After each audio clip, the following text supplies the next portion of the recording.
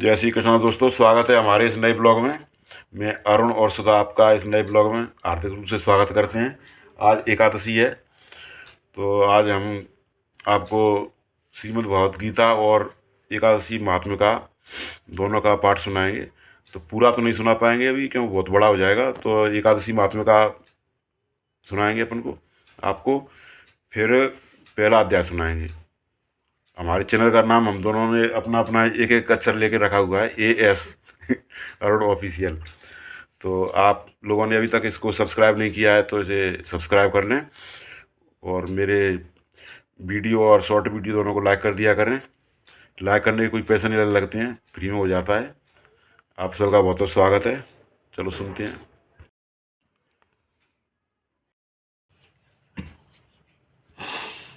हरिओम। शांताकारं भुजगशयनं पद्मनाभं सुरेशं विश्वाधारं गगनसदृशं मेघवर्णं शुभांगं लक्ष्मीकान्तं कमलनयनं योगविद्यानगम्यं वन्दे विष्णुभवहरं सर्वलोकैकनाथं यं ब्रह्मा वरुणेन्द्रमरुतमरुतः स्मरन्ति दिव्यैः स्तवैर्वेदैः साङ्गपदक्रमोपनिषदैः गान्त्यं सामगाः ध्यानावस्थिततद्गतिर्मनसा पश्यन्ति यं योगिनो यस्यान्तं न विदुः सुरासुरगणाः देवाय तस्मै नमः। जिनकी आकृति अक्षय शांत है, जो शेषनाग की सैया पर शयन किए हुए हैं, जिनकी नाभि में कमल है, जो देवताओं के बीच और संपूर्ण जगत के आधार हैं, जो आकाश के सदृश सर्वत्र व्याप्त हैं, नील मेघ के समान जिनका वर्ण है, अतिशय सुंदर जिनके संपूर्ण अंग हैं, जो योगियों द्वारा ध्यान करके प्राप्त किए जाते हैं, जो संपूर्ण लोगों के स्वामी हैं, जो जन्म मरण रूप भय का नाश करने वाले हैं, ऐसे लक्ष्मीपत कमल नेत्र श्री विष्णु भगवान को मैं सबसे प्रणाम करता हूँ। ब्रह्मा वरुण इंद्र रुद्र और मरुदगण दिव्य स्तोत्रों द्वारा जिनकी स्तुति करते हैं, सामवेद के गाने वाले अंग पद क्रम और उपनिषदों के सहित वेदों द्वारा जिनका गायन करते हैं, योगी ध्यान में स्थित तदगत हुए मन से जिनका दर्शन करते हैं, देवता और असुरगण कोई भी जिनके अंत को नहीं जानते, उन परम पुरुष नारायण देव के लिए मेरा नमस्कार है।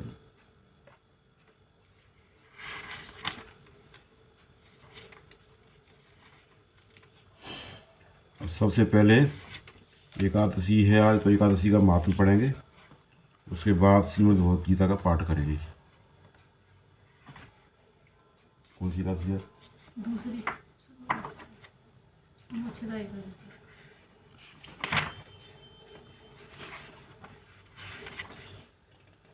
आज मोक्षदा एकादशी है, तो अपन एकादशी का पाठ करेंगे पहले।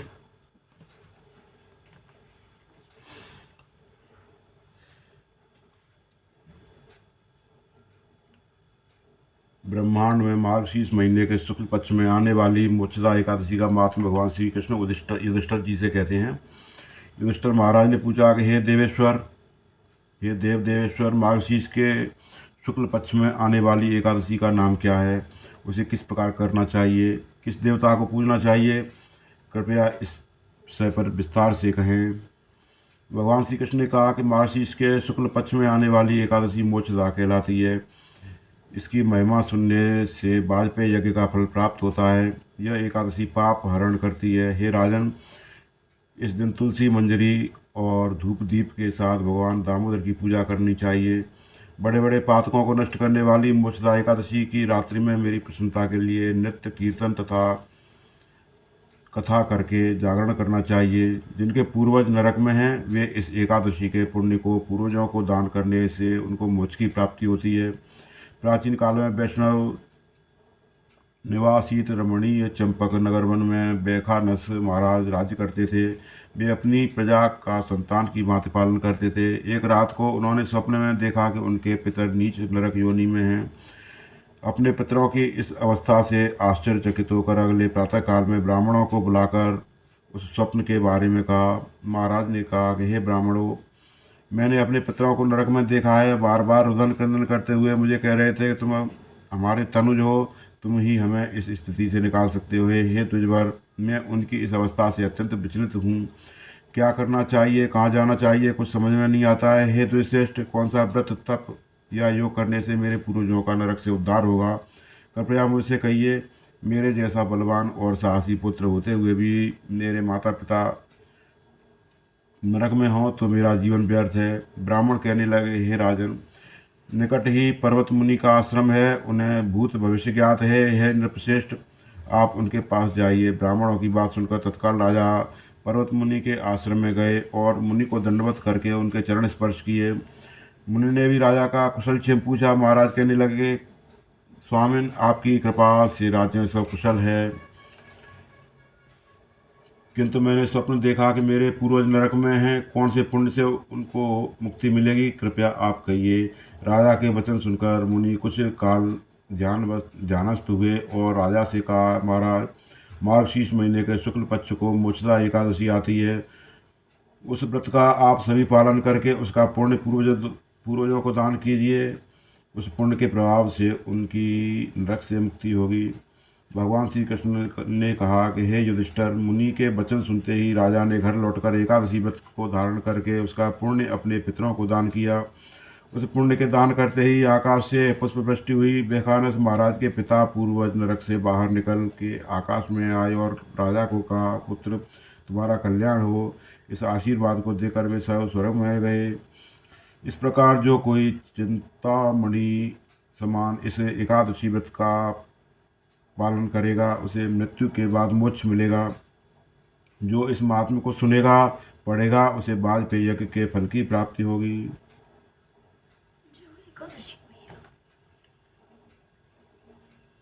ये एकादशी महात्म्य है, प्रत्येक अध्याय का अलग अलग होता है।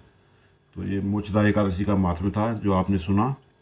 अब हम श्रीमद् भगवद गीता का पूरा पाठ करेंगे, 18 अध्याय का। ओम श्री परमात्मने नमः। श्रीमद् भगवद गीता अथ प्रथमो अध्याय। पहला अध्याय हिंदी में पढ़ेंगे क्योंकि संस्कृत में सभी लोगों को समझ में नहीं आएगा, तो हिंदी में पाठ करते हैं।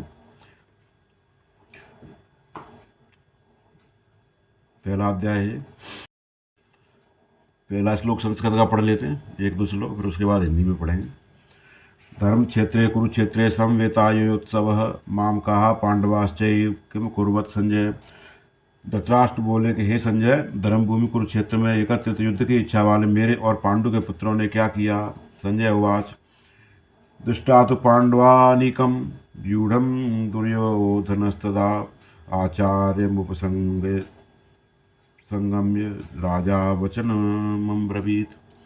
संजय बोले उस समय राजा दुर्योधन ने व्यूह रचना युक्त पांडवों की सेना को देखकर और द्रोणाचार्य के पास जाकर यह वचन कहा, हे आचार्य, आपके बुद्धिमान शिष्य द्रुपद पोत्र धृष्टद्युम्न व्यूहाकार खड़ी की हुई पांडुपुत्रों की इस बड़ी भारी सेना को देखिए।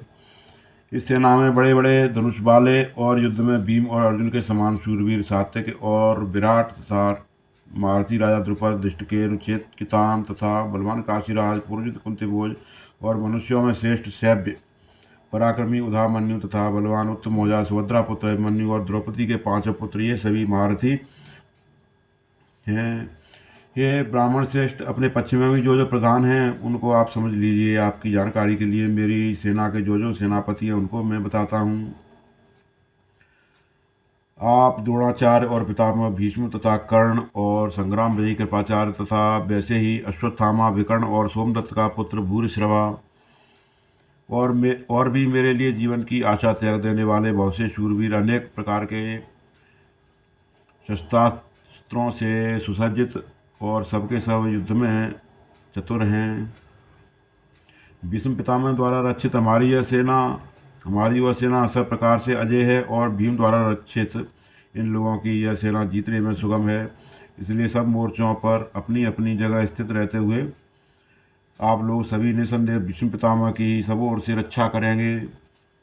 कौरवों में बड़े प्रतापी पितामह भीष्म ने उस दुर्योधन के हृदय में हर्ष उत्पन्न करते हुए उच्च स्वर से सिंह की दहाड़ के समान गरज कर शंख बजाया। इसके पश्चात शंख और नगाड़े तथा ढोल, मृदंग और नरसिंह आदि बाजे एक साथ ही बज उठे। उनका वह शब्द बड़ा भयंकर हुआ। इसके अनंतर सफ़ेद घोड़ों से युक्त उत्तम रथ में बैठे हुए श्री कृष्ण महाराज और अर्जुन ने भी अलौकिक शंख बजाए। श्री कृष्ण महाराज ने पांचजन्य नामक शंख, युधिष्ठिर ने देवदत्त नामक और भयानक कर्म वाले भीमसेन ने पौंड्र नामक शंख बजाया। कुंती पुत्र राजा युधिष्ठिर ने अनंत विजयक नामक शंख और नकुल तथा सहदेव ने सुघोष और मणिपुष्पक नाम के शंख बजाए। श्रेष्ठ धनुष वाले काशीराज और मारुति शिखंडी एवं धृष्टद्युम्न तथा राजा विराट और अजय सात्विक राजा द्रुपद और द्रौपदी के पांचों पुत्र और बड़ी भुजा वाले सुभद्रा पुत्र अभिमन्यु, इन सभी ने हे राजन सब ओर से अलग अलग शंख बजाए। और उस भयानक शब्द ने आकाश और पृथ्वी को भी गुंजाते हुए धृतराष्ट्रों के अर्थात आपके पक्ष वालों के हृदय विदीर्ण कर दिए।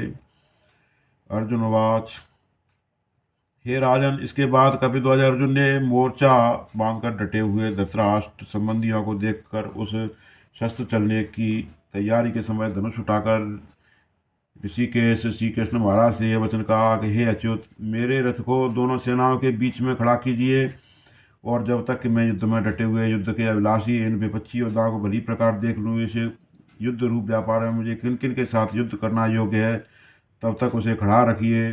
दुर्बुद्धि दुर्योधन का अंत में हित चाहने वाले जो जो ये राजा लोग इस सेना में आए हैं, इन युद्ध करने वालों को मैं देखूंगा। संजय उवाच, संजय बोले कि हे धृतराष्ट्र, अर्जुन द्वारा इस प्रकार कहे हुए महाराज श्री कृष्णचंद्र ने दोनों सेनाओं के बीच में भीष्म और द्रोणाचार्य के सामने तथा संपूर्ण राजाओं के सामने उत्तम रथ को खड़ा करके इस प्रकार कहा कि हे पार्थ, युद्ध के लिए जुटे हुए कौरवों को देख। इसके पश्चात प्रतापपुत्र अर्जुन ने उन दोनों ही सेनाओं में स्थित ताऊ, चाचों को, दादों को, परदादों को, गुरुओं को, मामाओं को, भाइयों को, पुत्रों को, पौत्रों को और मित्रों को, ससुरों को और सुहृदों को भी देखा। उन उपस्थित संपूर्ण बंधुओं को देखकर वे कुंती पुत्र अर्जुन अत्यंत करुणा से युक्त होकर शोक करते हुए यह वचन बोले।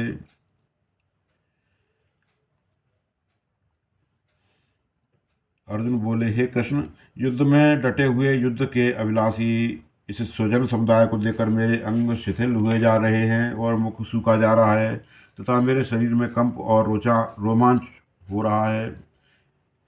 हाथ से गांडीव धनुष गिर रहा है और त्वचा भी बहुत जल रही है। मेरा मन भ्रमित सा हो रहा है, इसलिए मैं खड़ा रहने को भी समर्थ नहीं हूँ।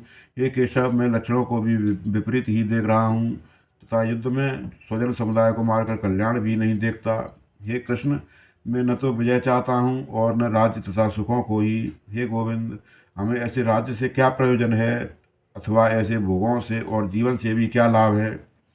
हमें जिनके लिए राज्य, भोग और सुखाद अभीष्ट हैं, वे ही ये सब धन और जीवन की आशा को त्याग कर युद्ध में खड़े हैं।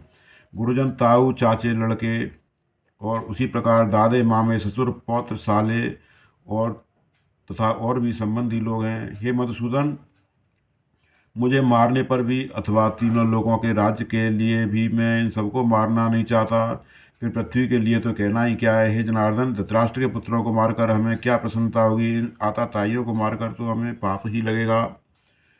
अतएव हे माधव, अपने ही बांधव धृतराष्ट्र के पुत्रों को मारने के लिए हम योग्य नहीं हैं, क्योंकि अपने ही कुटुंब को मारकर हम कैसे सुखी होंगे। यद्यपि लोभ से भ्रष्टचित्त हुए ये लोग कुल के नाश से उत्पन्न दोषों को और मित्रों से विरोध करने में पाप को नहीं देखते हैं, तो भी हे जनार्दन, कुल के नाश से उत्पन्न दोषों को जानने वाले हम लोगों को इस पाप से हटने के लिए क्यों नहीं विचार करना चाहिए। कुल के नाश से सनातन कुल धर्म नष्ट हो जाते हैं। धर्म के नाश हो जाने पर संपूर्ण कुल में पाप भी बहुत बढ़ जाता है।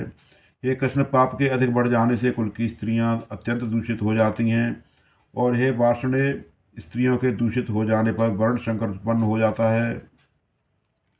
वर्ण संकर कुल घातियों को और कुल को नरक में ले जाने के लिए ही होता है। लुप्त हुई पिंड और जल की क्रिया वाले अर्थात श्राद्ध और तर्पण से वंचित इनके पितर लोग भी अधोगति को प्राप्त होते हैं। इन वर्ण संकर कारक दोषों से कुल घातियों के सनातन कुल धर्म और जाति धर्म नष्ट हो जाते हैं।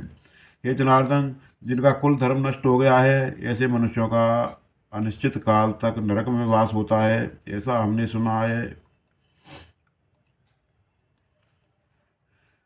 हाँ शोक, हम लोग बुद्धिमान होकर भी महान पाप करने को तैयार हो गए हैं, जो राज्य और सुख के लोभ से स्वजनों को मारने के लिए उद्यत हो गए हैं। यदि मुझ शस्त्र रहित एवं सामना न करने वाले को शस्त्र हाथ में लिए हुए धृतराष्ट्र के पुत्र रण में मार डालें, तो वह मरना भी मेरे लिए अधिक कल्याणकारक होगा।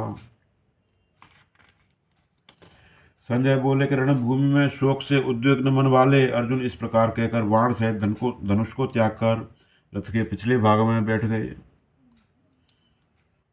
ओम तत्सदिति श्रीमद्भागवत गीता सुपनिषत्सु ब्रह्म विद्यायाम योग शास्त्रे श्री कृष्ण अर्जुन संवादे अर्जुन विषाद योग नाम प्रथमोध्याय। ते नमः।